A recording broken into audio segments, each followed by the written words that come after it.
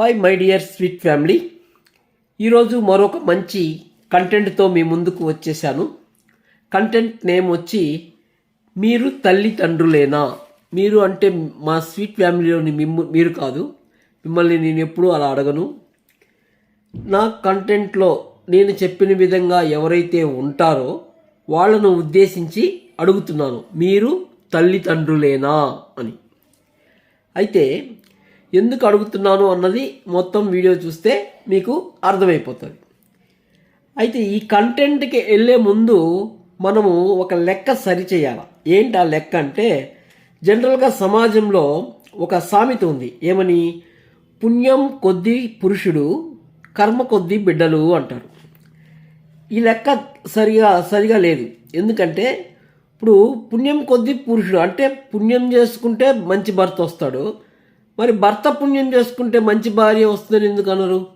So first ఇక్కడ లెక్క సరిచేయాలి. ఏం చేయాలా? పుణ్యం కొద్దీ జీవిత భాగస్వామి, కర్మ కొద్దీ బిడ్డలు అని లెక్క సరిచేయాలి. ఈ విధంగా ఇక్కడ లెక్క సరి చేస్తేనే కొంతమంది తిక్క కుదురుతుందనమాట. అందుకే ఈ లెక్క సరిచేయాలా అనుకున్నది. మరి ఆ లెక్క ఏంటి, వాళ్ళ తిక్కేంటి అనేది ఇప్పుడు డిస్కస్ చేద్దాం. దానికంటే ముందు మీకు ఇంకొక చిన్న విషయం చెప్పాలా. ఇక్కడ కర్మ కొద్దీ బిడ్డలు అని చెప్పినాం కదా. ఇక్కడ కర్మ అంటే ఏదో చెడు మీనింగ్ అనుకోవద్దండి. కర్మ అంటే పని, అంటే మనం చేసే పనులు కొద్దీ బిడ్డలు. మంచి పనులు చేస్తే మంచి బిడ్డలు పుడతారు, చెడు పనులు చేస్తే చెడు బిడ్డలు పుడతారు అని దాని అర్థము. వేరే విధంగా అనుకోవద్దండి. ఇంకా టాపిక్ కంటిన్యూ చేద్దాం. ఓకే, చూడండి, ఇక్కడ పుణ్యం కొద్దీ జీవిత భాగస్వామి అన్నాం. అంటే భార్య అనే ఆమె ఎంత పుణ్యం చేసుకుంటే అంత మంచి భర్త వస్తాడు అని. అలాగే భర్త ఎంత పుణ్యం చేసుకుంటే అంత మంచి భార్య వస్తుంది అని అర్థం. ఇక్కడ ఏమని? పుణ్యం కొద్దీ జీవిత భాగస్వామి అంటే. అయితే ఇక్కడ వరకు బాగుంది, అంతా ఓకే. అయితే ఇప్పుడు భార్యను ఉద్దేశించి అడుగుతున్నాను, మంచి భర్త అంటే ఎవరు? నువ్వు చెప్పిన దానికంతా గంగిరెద్దిలాగా తలూపుతూ తలాడిస్తూ నువ్వు అస్తమానం నీ అత్తమామలపై, నీ ఆడబిడ్డపై చాడీలు చెప్తూ ఉంటే ఆయన వెళ్ళి వాళ్ళతో పోట్లాడి వేరే కాపురం పెడితే అప్పుడు మంచి భర్త వచ్చినట్లా? అవునా? అట్లనా? అలా జరిగితేనే మంచి భర్త వచ్చినట్లా? ఇప్పుడు ఇదే ప్రశ్న భర్తను ఉద్దేశించి అడుగుతాను. చూడండి, నువ్వు ఆర్డర్ వేస్తే గడగడా వణుకుతూ వచ్చి నీకు సపర్యలు చేసి, నీ అమ్మ నాన్నలకు సేవలు చేసి, నీ తరపు బంధువులు వస్తే అందరికీ మర్యాదలు చేసి, తన తల్లిదండ్రులను నువ్వు చులకనగా చూసినా మాట్లాడినా ఊరుకుంటూ ఉదయం నుంచి సాయంత్రం దాకా గొడ్డు చాకిరి చేసి, అటు పిల్లలు ఇటు అత్తమామలు, ఇంటి పని వంట పని, కుదిరితే వీధిలో పని, అంటే ఏదైనా ఉద్యోగం చేస్తే ఆ పని ఈ పని అన్నీ చేసి అలసిపోయి వచ్చి నీకు సుఖమిస్తే నువ్వు తీరిగ్గా 7కో 8 గంటలకో నిద్రలేస్తే తను మాత్రం మళ్ళీ సూర్యోదయం కల్లా నిద్రలేచి మళ్ళీ డైలీ రొటీన్ వర్క్ చేస్తే అప్పుడు మంచి భార్య వచ్చినట్ట? చెప్పండి, అడుగుతున్నాను. ఒకవేళ ఈ 2 విషయాలు కానీ జరగకపోతే ఏం జరుగుతుంది? అస్తమానం పోట్లాడుకుంటూ ఉంటారు. పిల్లల ముందర కూడా ఇలాగే అరుచుకుంటూ ఉంటారు. ఇలా అరుచుకోవడం వలన వారికి, అంటే మీ పిల్లలకు మీరు ఏం మెసేజ్ ఇస్తున్నారు? ఒక్కసారి ఆలోచించండి. ఎందుకు అడుగుతున్నానంటే, ఈ సృష్టిలో ఏ పిల్లలకైనా మొదట గురువు తల్లిదండ్రులే. వాళ్ళే వాళ్లకు రోల్ మోడల్. మొదట్లో వాళ్ళు ఏదైనా కొత్త విషయాన్ని నేర్చుకుంటున్నారు అంటే ఖచ్చితంగా అది తల్లిదండ్రుల వద్ద నుంచే. మరి అలాంటప్పుడు మీరు వారి ముందర కొట్లాడుకుంటూ ఉంటే మీ పిల్లలు కూడా మీలాగే ఆలోచిస్తే వారి భవిష్యత్తు ఏం కావాలి? వారు కూడా మీలాగే కొట్లాడుకోవాలా? ఇదేనా వారికి మీరిచ్చే మెసేజ్, వారికి మీరు చేసే మంచి? ఒక్కసారి ఆలోచించండి ప్లీజ్. ఒక్క విషయం గుర్తుపెట్టుకోండి, ఏ భార్య అయినా ఒక భర్త ముందర తల వంచితే సమాజం మొత్తం ముందర తల ఎత్తుకొని బతుకుతుంది. అలాగే భర్త కూడా భార్యను ప్రేమించగలిగితే, అలాగే ఆమె కష్టాన్ని ఇష్టాన్ని గుర్తించగలిగితే సమాజం మొత్తం ప్రేమించగలుగుతాడు. ఎప్పుడైతే సమాజాన్ని ప్రేమించగలుగుతాడో తిరిగి అదే సమాజం చేత జేజేలు కొట్టించుకుంటాడు. ఇది తెలుసుకొని ప్రతి భార్య భర్త ఒకరికొకరు అర్థం చేసుకుంటే మీ భవిష్యత్తుతో పాటు మీ పిల్లల భవిష్యత్తు కూడా చక్కబడుతుంది. ఇది నా మొదటి ప్రశ్న. ఇక నా నెక్స్ట్ ప్రశ్న, మీ పిల్లల యొక్క మానసిక వికాసానికి అడ్డుపడడం న్యాయమా? ఇది నా సెకండ్ ప్రశ్న.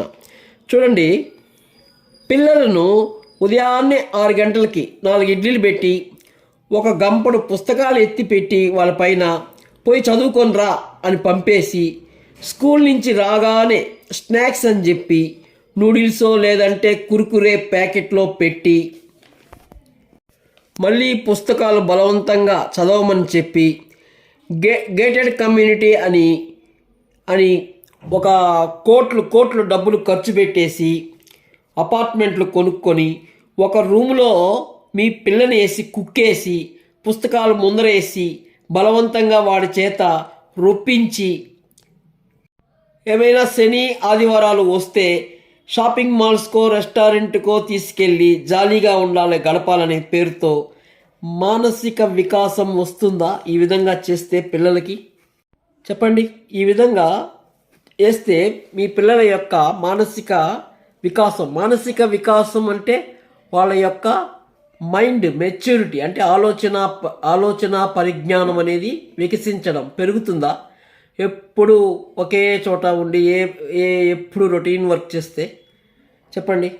అదే స్కూల్ నుంచి వచ్చాక ఒక 4 పిల్లలతో ఆడుకుంటే కొత్త ఆలోచనలు, కొత్త లోకము, కొత్త అలవాటులు, సమస్యలు, వాటిని పరిష్కరించుకునే విధానము, తీరు, వాళ్ళ మధ్య వచ్చే చిన్ని తగువులాటలలో న్యాయం, ధర్మం, తప్పు, ఒప్పు, సహనం, నేర్పు, ఓర్పు, సర్దుబాటుతనము, కలగోలుపుతనము, త్యాగము, ఇన్ని విషయాలు తెలుసుకొని మానసికంగా వికసిస్తారు. అంతేగాని తీసుకెళ్ళి స్కూల్ అనే పేరుతో బర్రెల దొడ్డిలో వేసి గేటెడ్ కమ్యూనిటీ అనే పేరుతో 5 రోజులు జైలు ఖానాలో వేసి వారానికి 1 రోజుకి ఎంజాయ్మెంట్ అనే పేరుతో వెళ్ళి కనిపించిన గడ్డంతా తినిపిచ్చేస్తే మానసిక వికాసం వస్తుందా అంటే ఖచ్చితంగా రాదు. అయితే రేపటి రోజున వారికి ఏమైనా చిన్న ప్రాబ్లమ్స్ వస్తే వాటిని వారు ఎలా పరిష్కరించుకుంటారు? మానసికంగా వికసించకపోతే చెప్పండి, వాళ్ళు సాల్వ్ చేసుకోగలుగుతారా? ఏదైనా ప్రాబ్లం వస్తే భవిష్యత్తులో మానసిక వికాసం జరగకపోతే 100కి 90% డైవర్స్ కేసెస్లో ఉంటే ఆ డైవర్స్ కేసెస్లో ఉండే ప్రథమ కారణం ఇదే. ఎందుకంటే ఇలాంటి పరిస్థితుల్లో పెరగడం వలన వారు శారీరకంగా మెచ్యూరిటీ వస్తుందే కానీ మానసికంగా మాత్రం వాళ్ళ మెచ్యూరిటీ లెవెల్స్ 0. అదే వాళ్ళ శాపం.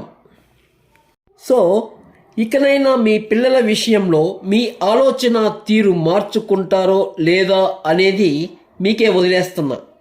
ఇకపోతే కొని తెచ్చుకున్న కష్టాల గురించి నెక్స్ట్ పాయింట్ చూద్దాం, అవేంటివో.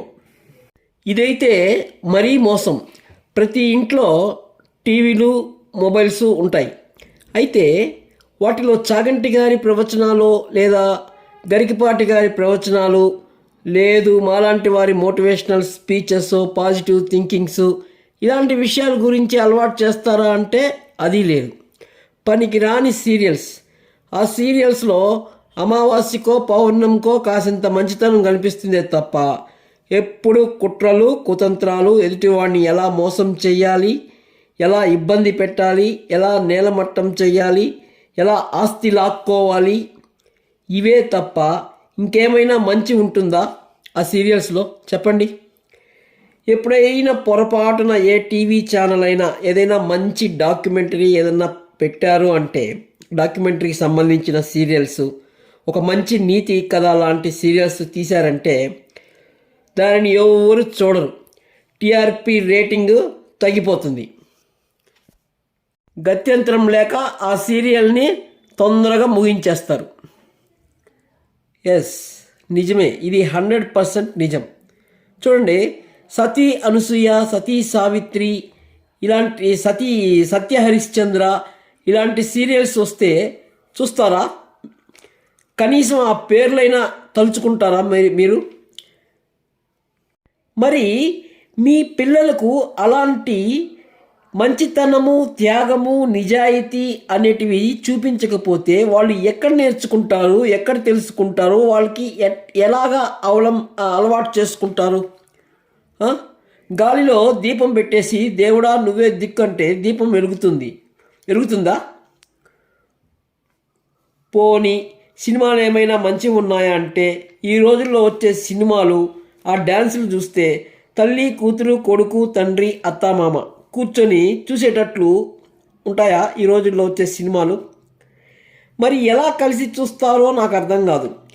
అసలు ఏమైపోతుందో ఈ సమాజం అనేదే అర్థం కాదు. పైపెచ్చు అలాంటి సినిమాలో ఫస్ట్ షో చూసేయాలి. అది ఎక్కడ? ఐమాక్స్లో చూడాలా? ఏమైపోతున్నదండి ఈ సమాజం? భయమేస్తుంది. ఒక గమ్యం లేదు, ఒక లక్ష్యం లేదు, రేపు అనే ఆలోచనే లేదు, అసలే లేదు రేపు అనే ఆలోచన. ఇంకైనా తెలుసుకోండి దయచేసి. మీ పిల్లల భవిష్యత్తు మీరు కట్టే ఫీజుల్లో ఉండదండి. వారి పట్ల మీరు చూపే శ్రద్ధ, త్యాగంలో ఉంటాయి. ఎస్, కొన్ని కావాలంటే కొన్ని త్యాగం చేయాల్సిందే. మీ పిల్లలు బాగుపడాలంటే మీరు ఇలాంటి వాటికి దూరం అవ్వాలి. ఇలాంటివి చెప్పుకుంటూ పోతే చాలా చాలా ఉన్నాయి, తెలిసి తెలియకుండా ఉన్న వాటిల్లోకి ఇవి చాలా ఇంపార్టెంట్. అందుకే ఈ 3 విషయాల గురించి చెప్పాము. ఇంకా ముందు చాలా ఇన్ఫర్మేషన్ ఇవ్వడానికి ప్రయత్నిస్తాను. దయచేసి మీ అభిప్రాయాలను మాత్రం ఖచ్చితంగా షేర్ చేసుకోమని ప్రాధేయపడుతున్నాను. రేపు ఇంకొక మంచి కంటెంట్తో మీ ముందుకు వస్తానని చెప్పుకుంటూ సెలవు తీసుకుంటున్నాను. శుభం.